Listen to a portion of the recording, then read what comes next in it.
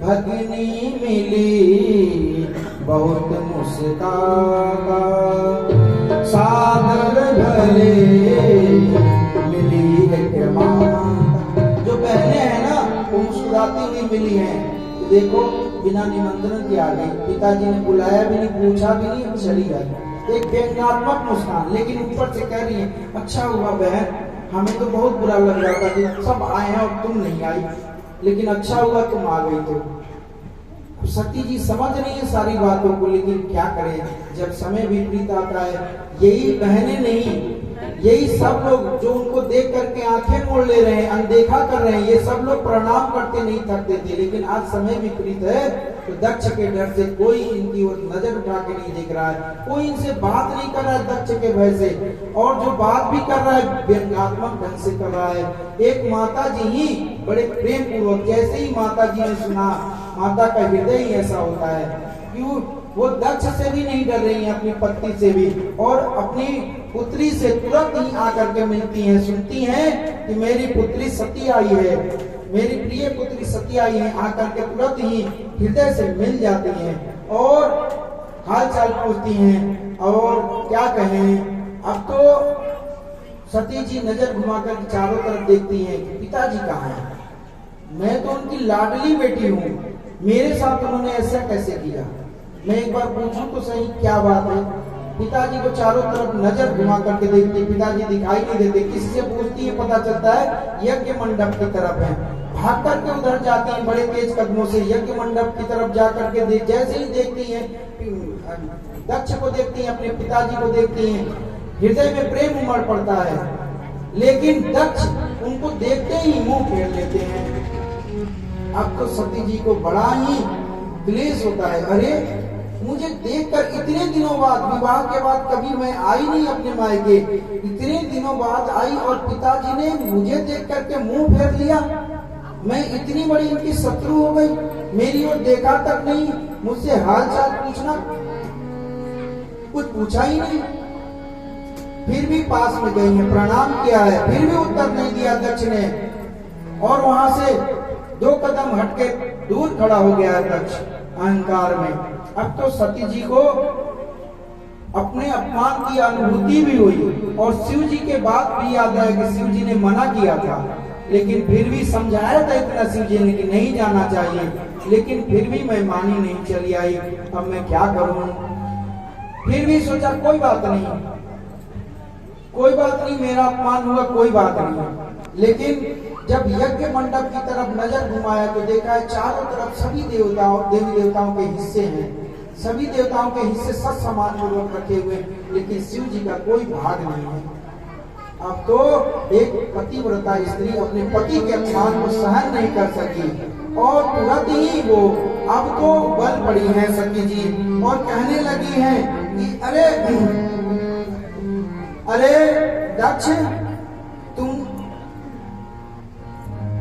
कैसे, भोले बाबा जो शिव जी हैं वो किसी के अजात शत्रु हैं, किसी के भी शत्रुता नहीं रखते किसी से, और तुम उनसे शत्रुता ठान बैठे हो, अरे धिक्कार है, मुझे तो धिक्कार तो तुम्हें है ही, लेकिन मुझे भी धिक्कार है जो मैं तुम्हारी पुत्री बन के पैदा हुई, शिवद्रोही की पुत्री बनी, शिवद्रोही का खून मेरी रगों में बह रहा है, धिक्कार है, मैं क्या करूं, जो शिवद्रोही से संबंध है मेरा, इस संबंध को मैं कैसे नष्ट करूं। अनेक बातों को कहने लगी, विलाप करने लगी हैं, और सोचने लगी हैं कि अब तो मैं कहीं की नहीं रही, घर की भी नहीं रही, यहाँ की तो रही ही नहीं, और वहाँ अब तो यदि मैं वापस जाती हूँ तो किस मुंह से वापस जाऊंगी।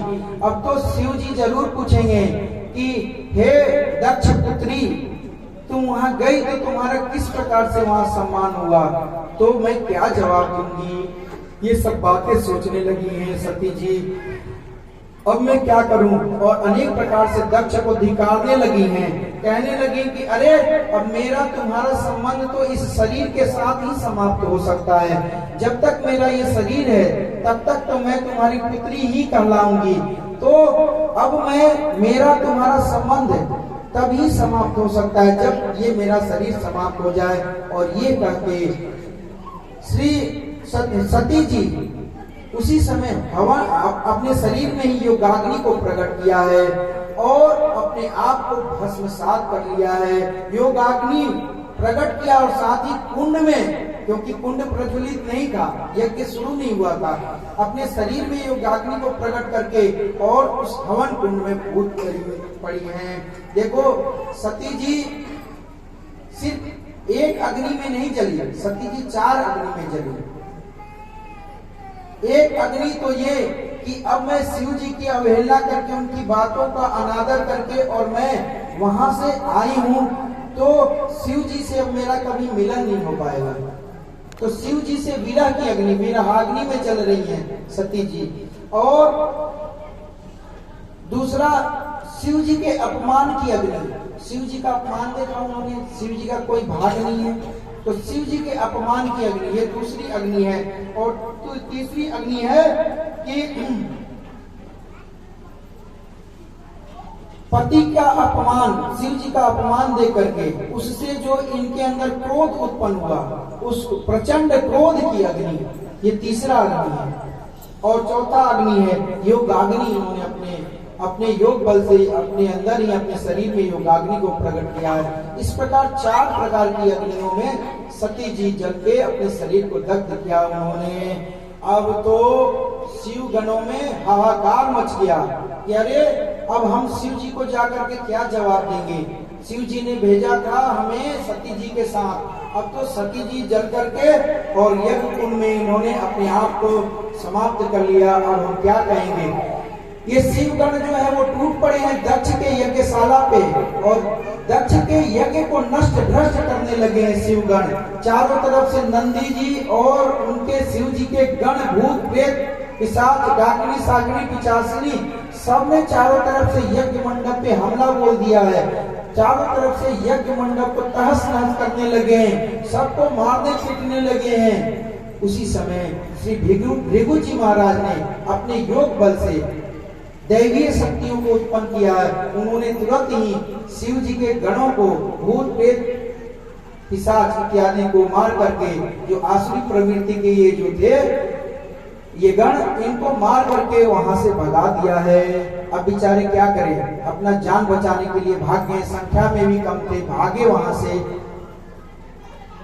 अब इधर क्या हुआ, नारद जी ने जाकर के शिव जी को सारी सूचना बताई है, सारा वृतांत सुनाया है। शिव जी को क्रोध आया है कि अरे ये दक्ष, इस दक्ष को मैंने अब तक इसलिए क्षमा किया हुआ था क्योंकि इसका संबंध मेरी प्रिय सती से था, मेरे प्रिय सती की का ये पिता था। अब तो सती ही नहीं रही तो उससे मेरा संबंध कैसा, अब क्षमा किस बात की। अब मैं इस दक्ष को सबक सिखाऊंगा। तुरंत ही अपनी जटा उखाड़ करके तुरंत ही इन्होंने ये वीरभद्र को प्रकट किया है। और वीरभद्र ऐसा विशालकाय स्वरूप प्रकट हुए हैं वीरभद्र, जो कि महाकाल के एकदम विनाशकारी प्रचंड महाकाल के स्वरूप में वीरभद्र पे उत्पन्न हुए हैं। उन्होंने हाथ जोड़ करके पूछा है प्रभु मेरे लिए क्या किया है। तुरंत ही कहा जाओ और दक्ष के यज्ञ को विध्वंस करो और दक्ष को सबक सिखा कर आओ। वीरभद्र वहां से चल पड़े। वीरभद्र चलते हैं तो प्रचंड आंधी तूफान चलती है उनके वेग से।